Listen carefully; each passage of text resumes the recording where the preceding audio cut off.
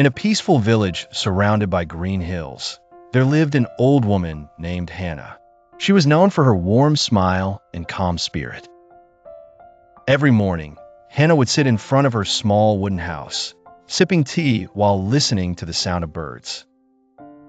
The villagers loved her dearly and often visited her for advice whenever they felt lost or troubled.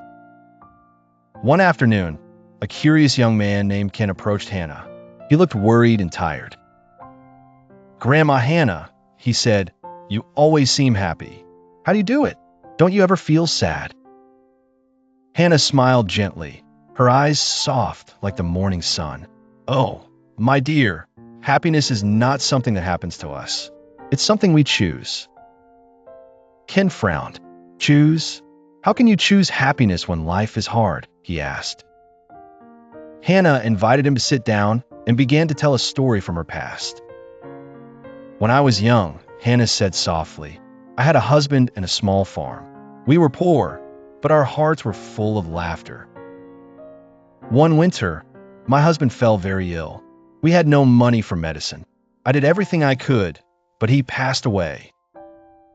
Ken looked down, feeling the weight of her words.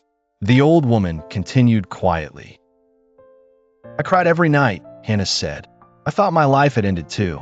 But one morning, I saw my children laughing while chasing butterflies. That day, I realized something," she said. "Life still had beauty, even in sadness." From then on, I decided to look for one good thing every day, no matter how small. Sometimes it was the sound of rain, sometimes the smell of fresh rice, or just a neighbor's smile. Ken listened carefully. "But what if something really bad happens?" he asked again. Hana nodded slowly. "Then I remind myself, nothing lasts forever. Sadness too will pass. When bad things happen, I focus on what I still have, my breath, my friends, the sunrise.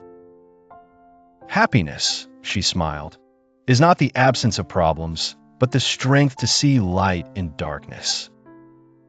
Ken sat in silence. He could feel warmth in his heart, as if a light had been turned on. "Thank you, Grandma Hana," he said. "I think I understand now." From that day on, Ken began to find small joys every day, like greeting neighbors or feeling the morning breeze. Even when things went wrong, he reminded himself of Hana's words, "This too will pass." Slowly, the entire village began to change. People smiled more, helped each other, and lived peacefully.